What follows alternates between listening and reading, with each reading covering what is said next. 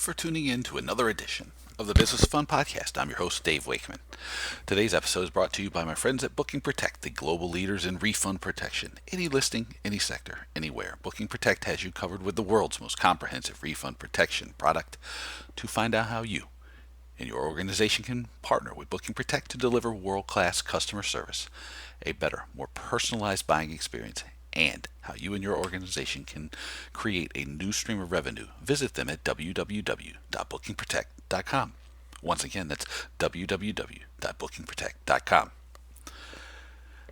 This will be the final episode before I get to Sydney, Australia.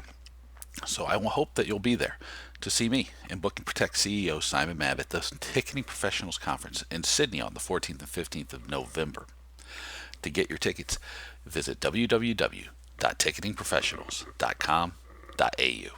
Again, that's www.ticketingprofessionals.com.au. Also, you should be getting my team's brand new newsletter. It's called Talking Tickets. It is a weekly email. It comes out on Fridays with 5 top stories from the week with a quick analysis from me about why those stories matter, how you can approach them, and hopefully how you can create an opportunity for you and your organization based on what the story is telling you. You can get that by visiting my website. It's davewakeman.com and clicking on the link to Talking Tickets. My guest today, this is a fast episode, is Corey Gibbs, Dr. Corey Gibbs. Corey, if you've been listening to the podcast at all, you know that we went to the University of Alabama together and somehow managed to fall into tickets. So I wanted to have Corey on because as we're recording this, it is the week of the Alabama LSU game, number 1 versus number 2. Wanted to catch up about ticket data, the nature of a hot ticket, stuff around the Alabama LSU game that would make it interesting. We touch on college basketball. We touch a little bit on NFL, hot events like the NBA, the theater, data, service. You know, it's not a super long episode, but since it was the week of a number 1 versus number 2 game with Alabama in it, I figured we should talk about it. It would be interesting maybe to a few people to see how the secondary market operates in real time. So without any further ado, here's my conversation with Corey Gibbs on the Business of Fun. I'm going to welcome back my friend Corey Gibbs to the Business of Fun. Should I call you Dr. Gibbs now, since the last time you were here? I mean, if the shoe fits, wear it, right? Well, congratulations on that. Now, my question is, are you cheering for Alabama or Penn in the big Alabama-Penn basketball? The big, big game. Absolutely. I mean, I'll be the first to tell you I am sitting front row behind the Penn bench. And there's going to be very few people pulling for the Quakers tonight. But I've made the decision to go the Quaker route tonight. See, well, at least you have the option. Me, I'm stuck with Alabama in basketball. I mean, you know, this is the first game that I can say I cannot lose. One of the kids this morning told me on the phone. I was talking to them before they went to school. He said, "You really can't lose tonight." And I said, "Well, that's true. Yeah, I like it. It's not bad. It's not bad." I felt that way for the Alabama-Washington game in the college football playoffs a couple of years ago because I took a bunch of classes at Washington when I lived in Seattle. So I was like, well, this is like the Dave Bowl. I can't lose. Absolutely. Now, all right, so this is a little bit more timely than normal, right? I guess maybe when we talk, it's always timely because there's always like something interesting to talk about. And this week is the LSU-Alabama game. And the last I looked, it's number 1 versus number 2. Which is great because last I looked, LSU was number 1 and Alabama was number 2, and the number 2 team always kicks the number 1 team's ass. So I'm hoping that's holding true. First thing is like since we went to college about at the same time, I can't remember when this LSU game was all of a sudden became the game because it was always Tennessee. Auburn and LSU meant absolutely nothing when I was in school. But number 2. What's up with the game? You know, how is it a super hot ticket? Is it not a hot ticket? What's going on with it? So I agree with you. You know, looking back historically, it used to be Tennessee, Auburn, and LSU was a bygone. I mean, because at one point the joke was Alabama had to pay taxes in Baton Rouge because won like 25 in a row in Death Valley or whatever that crazy number was. So, but it's gotten that way because both teams obviously have gotten, over the last 10, 12 years in more national prominence, and some of the other ones have not. So the highlight, anytime you have 1 and 2, it could be, look, in 2007, Kansas and Missouri were number 1 and number 2 and played in Arrowhead, for God's sake. So let's not forget that.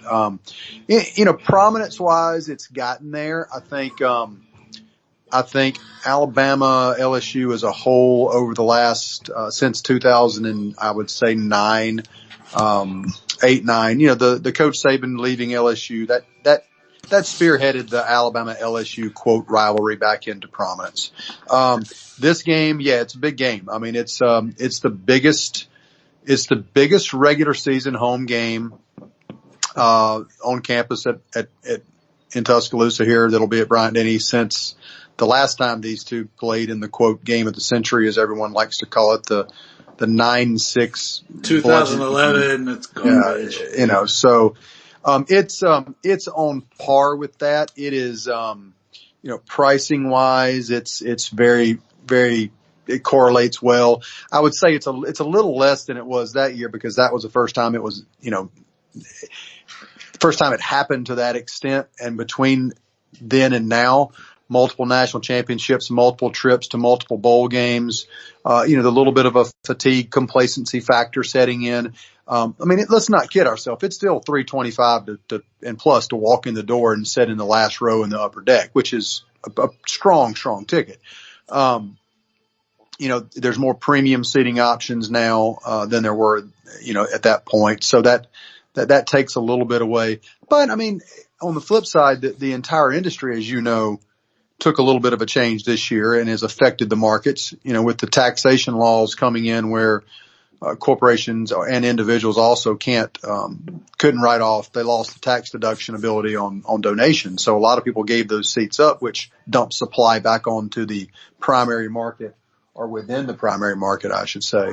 So, big game, a lot of excitement, the possibility and the rumor mill of President Trump coming in for the game now is thrown a little bit of a wrench into people's planning, because, there's something about when the president shows up in your town, as we all know, that different travel routes and airports and small private airports and tailgating is not the number one thing that people consider at that point. So people are a little bit of your Alabama Gumps are a little annoyed because of that, I would say, because they might not get their normal tailgate spot if that's on the route.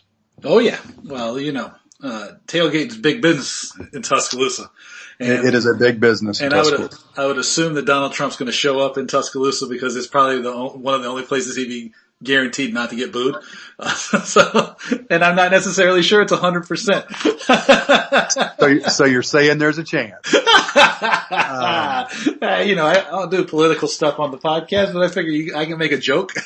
Absolutely. You can always joke with me. Yeah, exactly. So what's interesting though about this to me is that it sort of just highlights a trend, right? Which is that the big tickets just haven't necessarily been that much bigger this year, compared to what they would have been in years past. And I think part of it is due to, like you said, the changes in tax laws, which has turned around and dumped a lot of tickets back on the primary market. And if you follow my logic, what I'm about to say is that the primary market is still struggling to sell tickets. So because we've seen that, there's just been more inventory, at least from my reading of the market, all across the board than in years past. Is that bared out by the data you have, or am I making that up? No, you're spot on, and it's a bigger issue than you even know, and the reason that is due to the integrated partnerships that schools have with marketplaces and platforms, that seats are distributed on through different channels. That is a shell game to the general public. Let's say if a team and I'm not going to use names, but if team A has a partnership with platform number 1, and they have extra seats, instead of going in and selling them to the general public at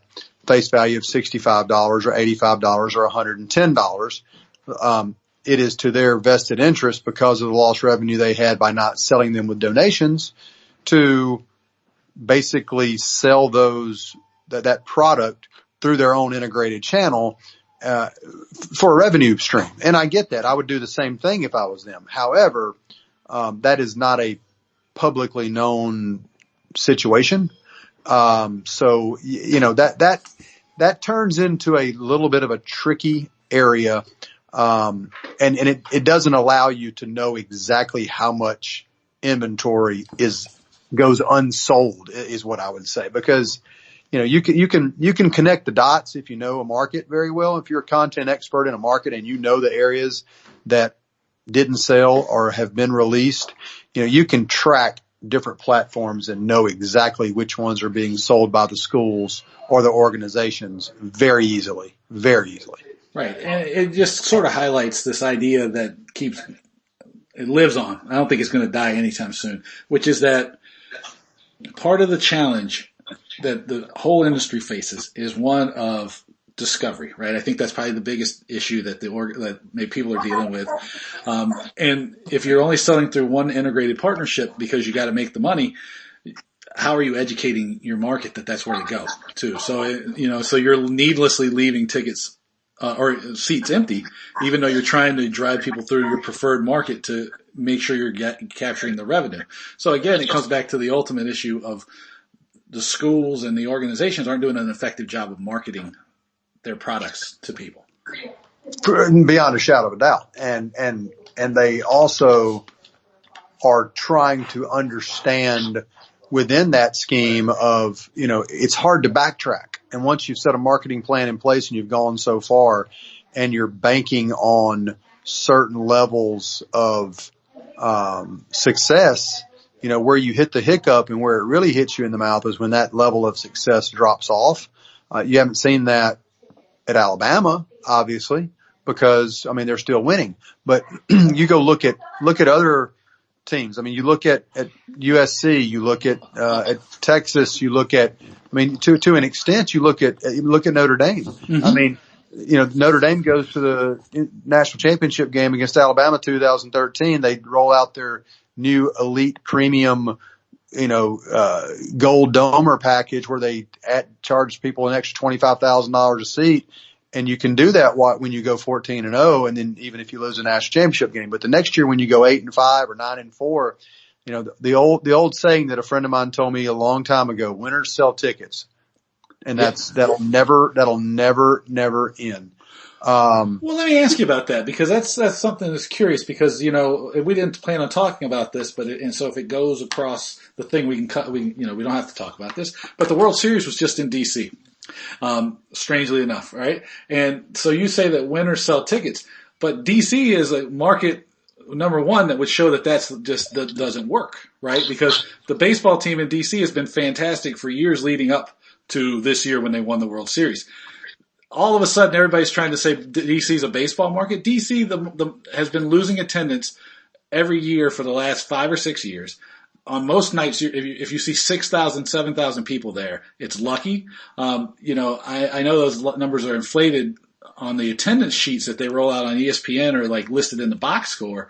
But, does that really hold true that winners sell tickets? Sure, at Alabama, or like some of these big colleges, but across the board, does that really work?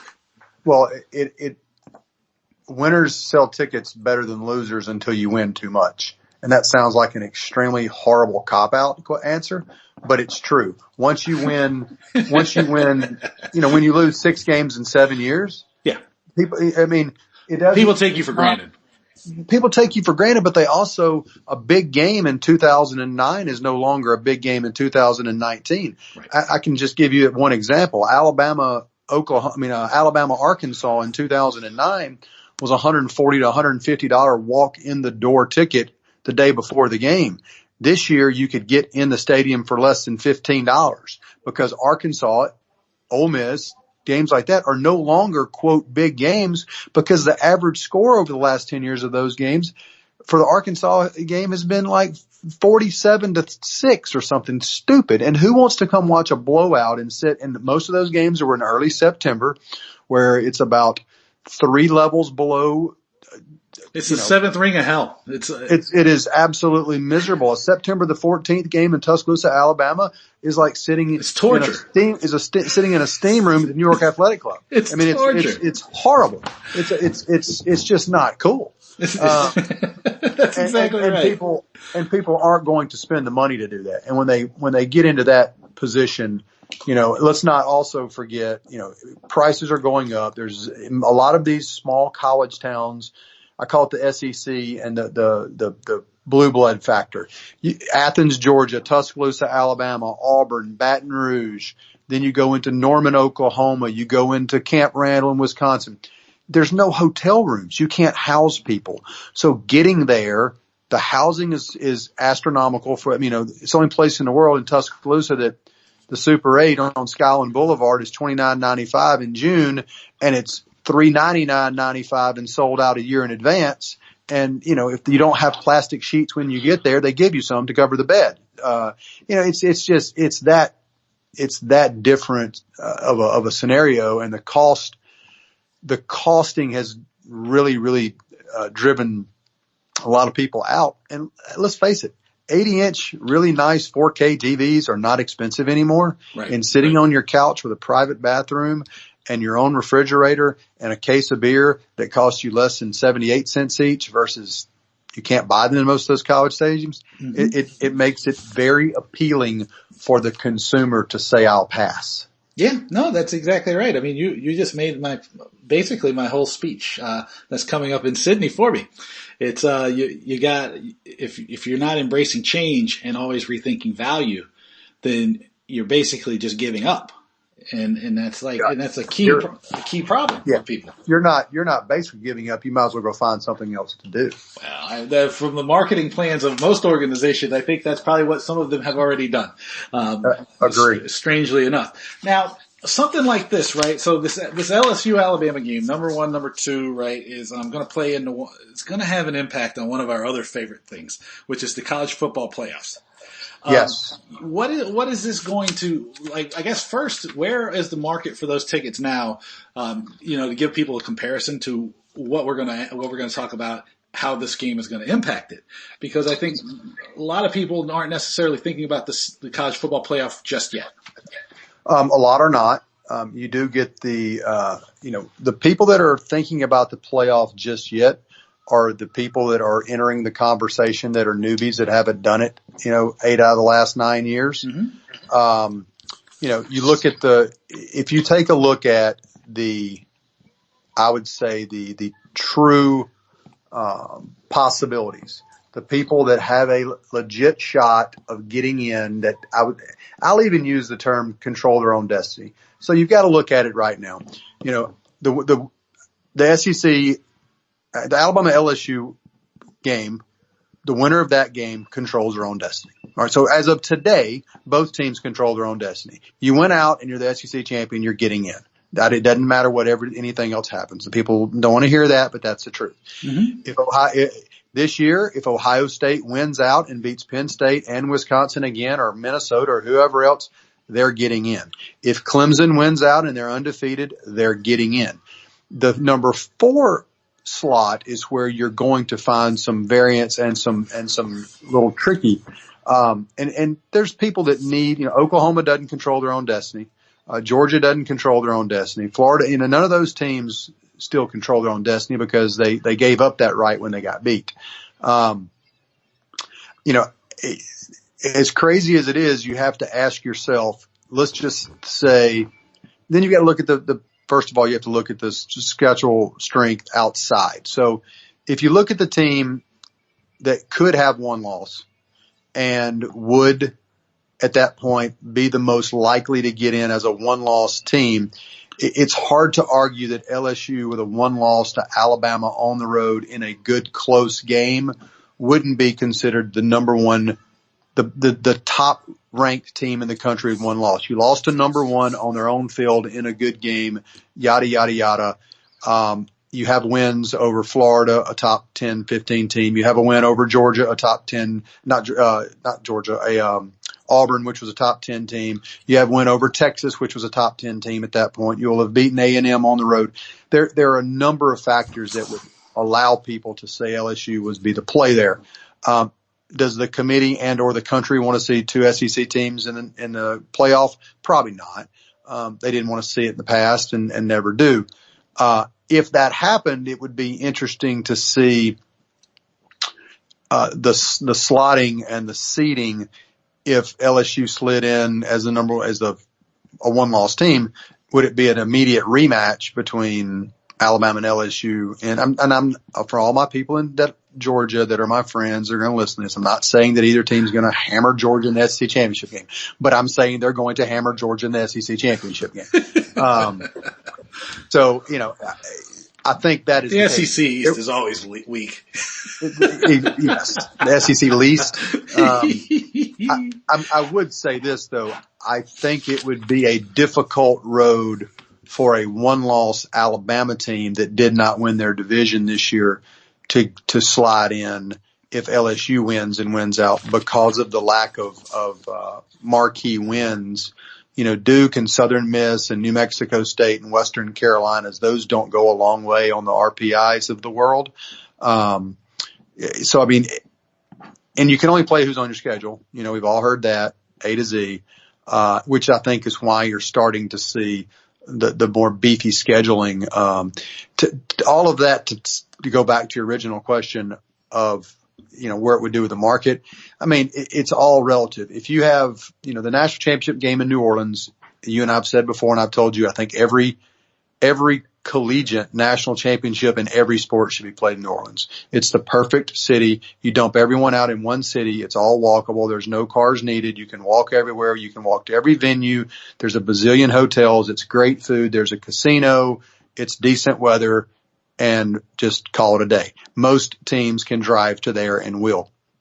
That obviously, those qualitative factors will drive the market better than San Francisco and or other parts in the country that it has been, Phoenix. Because if it is an SEC team, Clemson, Georgia, Alabama, LSU, Oklahoma, they're going to travel because they lose ancillary costs like you and I talked about before. And last year, the travel costs aren't as much. You can stay 75, 80 miles away in South Mississippi at a casino at the Beau Rivage. You can do certain ways to alleviate and lower your total cost. However, the country and no one in their right mind, especially the ticket man of the world, does not want to see Alabama Clemson again in New Orleans because, 5, 6 out of 7 years, whatever the crazy number is, 4 times national championship, one in New Orleans or one in the semifinal. It's just, it's gotten old. It's gotten old. There's fatigue there. What I think that you would see as far as a strong market, if you could somehow manage to get Clemson beat, and slide LSU. Look, if you ask me, what's your crystal ball lottery wish? Mm-hmm. I want Alabama to win in a very close game against LSU. Alabama beat Georgia's brains in the SEC. Ohio State went out. Oklahoma went out. And LSU went out and Clemson get beat in the ACC championship game by someone. And you get Bama 1, Ohio State 2, Oklahoma 3. LSU 3 and Oklahoma 4. Bama, Oklahoma in the Peach Bowl, LSU, Ohio State in Phoenix, and get an Alabama LSU rematch in New Orleans like it was in 2011. Oh, you beat me to it. I was going to say the last time it was the game of the century, they had the rematch. They did, and the rematch was very ugly, and LSU didn't cross the 50-yard line. Oh, it was a beautiful game.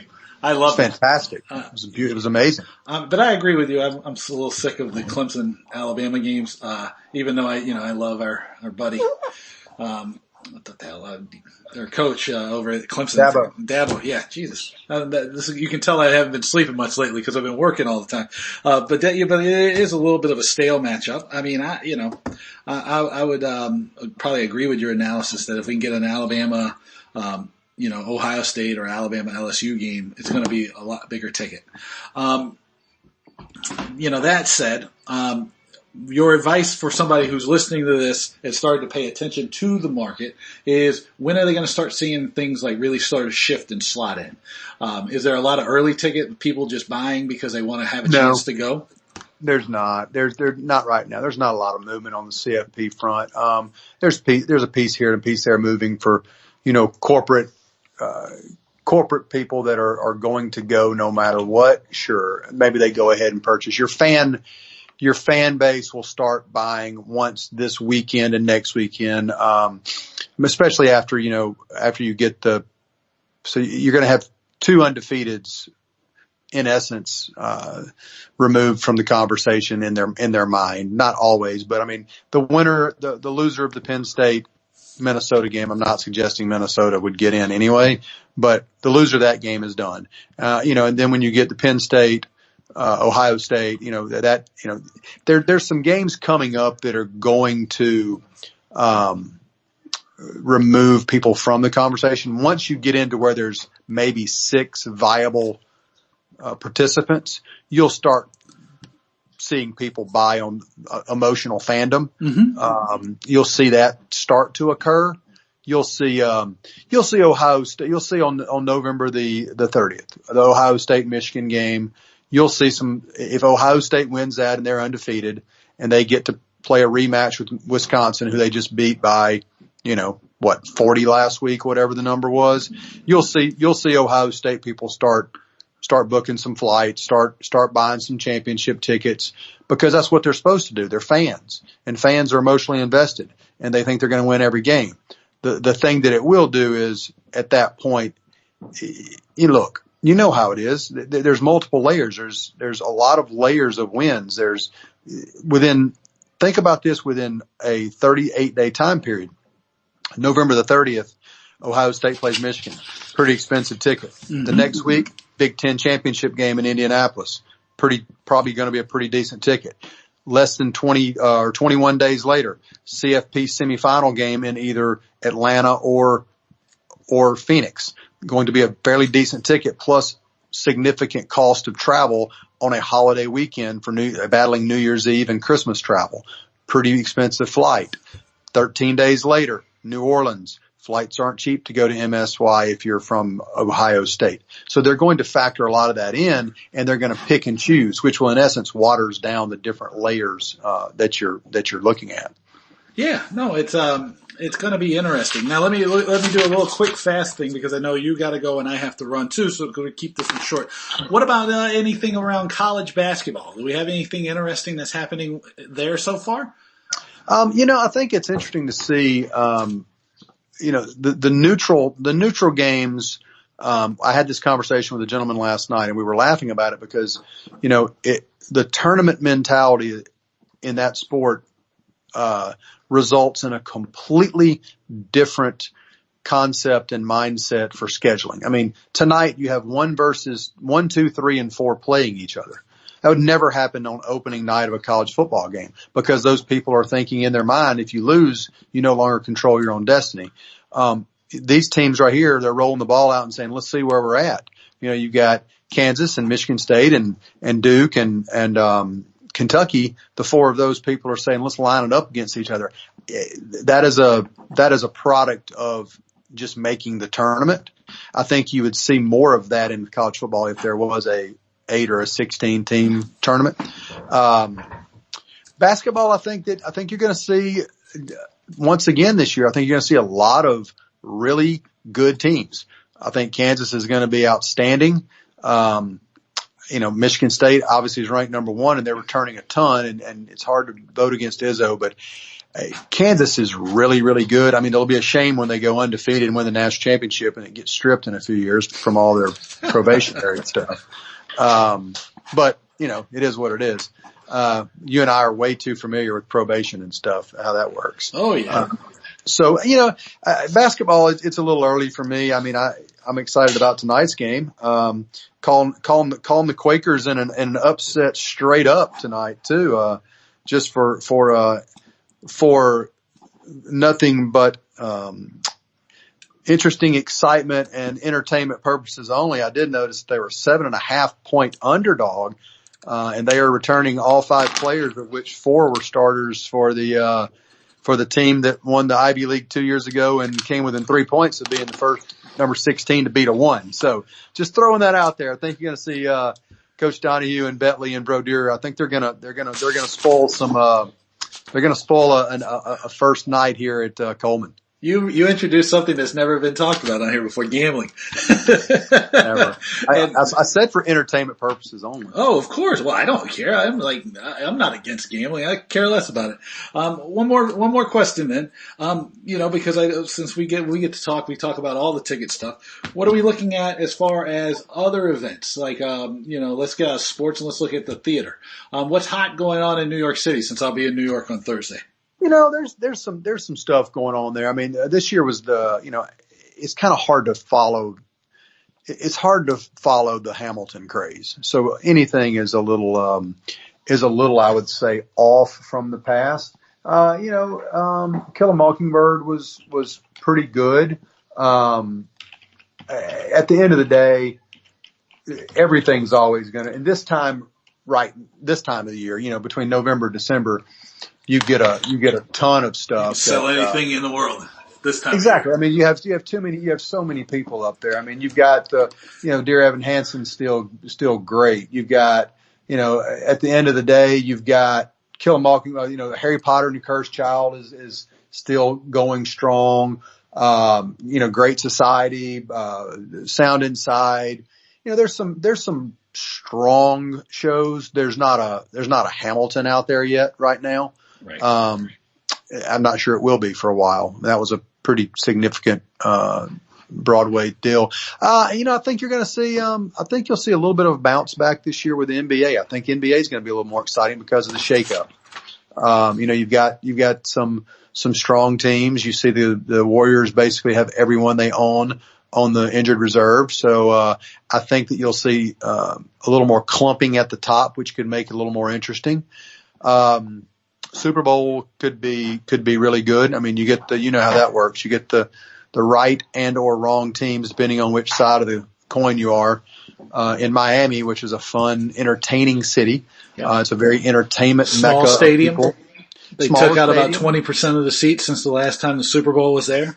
Yep, they took about 20%. The other thing about that is they increased the premium seating by over 20%. So that what I call the west side, the home side, Dolphin side of the stadium, they pulled all those actual seats out and blanketed it with the living room suites and the sofa suites. And so the premium seating options are going to be probably more than ever any Super Bowl, which will water that premium market down a little bit because of the amount, but it'll probably drive the get in the other areas because of the lack of seats. And there's hardly any get ins in that stadium just because it's just such, I mean, and it's Miami. So, I mean, corporations will like to send people to warm climates for Super Bowls. And, you get someone like them, and I'm cursing and it'll never happen by saying this, but you get the Cowboys Chiefs in there and it'll be absolutely stupid. Yeah. You get the Chargers and the Jaguars. Well, I guess the Jaguars would be fine. Oh, you couldn't get the Chargers and Jaguars. No, you get the Chargers and you get two and the Rams or two LA, whatever it is. You get someone traveling, they'd still come, but it wouldn't be near the significance of something like what I call a blue blood. Steelers, Packers, Cowboys, Chiefs, Bears. I mean, Bears aren't getting in. That's right. I was going to say neither one of the New York teams is getting in, so we're safe there. No, the Redskins, they're going nowhere fast. Ravens, I tell you what, Baltimore would travel. That's a nice little demographic area. They haven't been in a while. They would. That fan base is a little hungry, and they're a little bit of a blue collar, let's go type fan base. I could see that happening, and they're playing well. And the 49ers, I mean, 49ers would travel because they have an old school fan base as well. Yeah. All right, so let me see if I have everything straight here. Alabama LSU, not a hot ticket, but a decent ticket. It's a strong ticket. Yeah, assuming it's decent. It's not nuts. Is what is considering the profile of the game. Sure. Winning helps, but it doesn't solve anything. Marketing is still a big challenge for people. Hamilton is still the hottest thing on Broadway, but we're not holding our breath for anything new because, at least in my experience, those shows come about every 5 years because people get kind of tired of one and it rests for a couple of years, and then it doesn't even matter if the show's good or not; it becomes a hot ticket. For Well, right.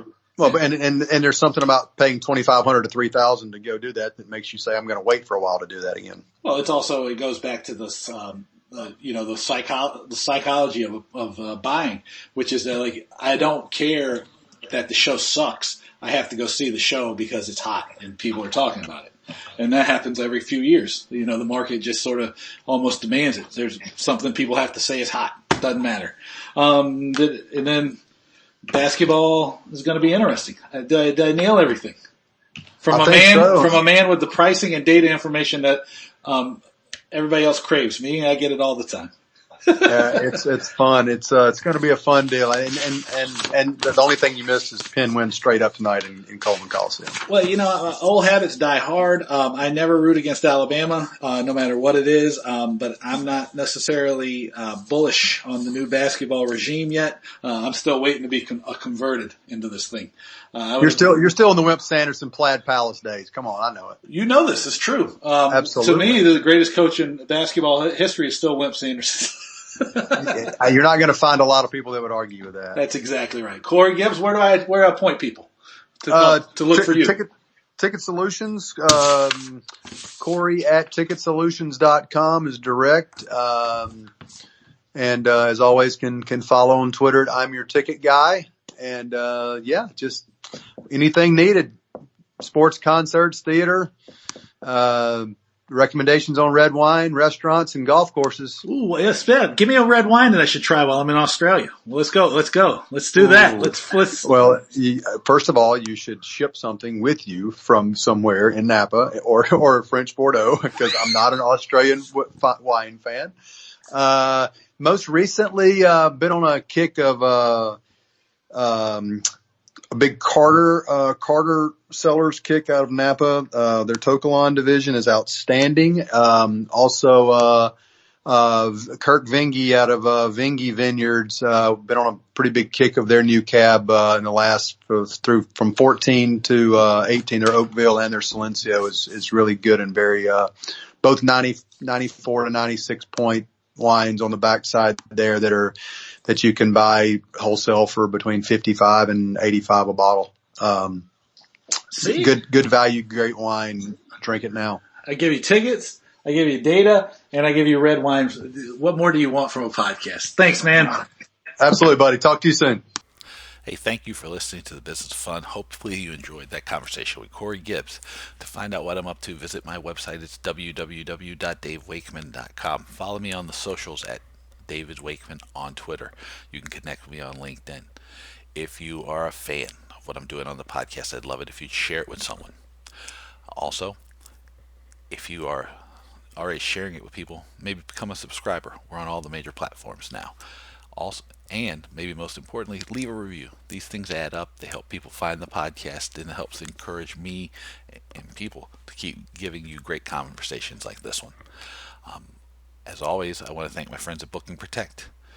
Make sure you come see me and Simon at the Ticketing Professionals Conference in Sydney on the 14th and 15th. If you can get there, it's going to be great.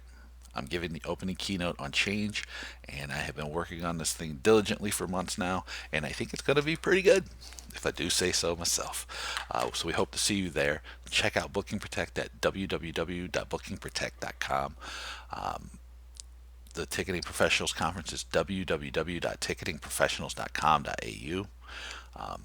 And make sure you get the Talking Tickets newsletter. You get that by visiting my website. It's davewakeman.com. There's a link that says sign up for Talking Tickets. And if you want to give me any feedback, suggest a guest, just say hello. Send me an email, dave@davewakeman.com. Until next time, thanks so much for listening. I'll talk to you soon. Take it easy.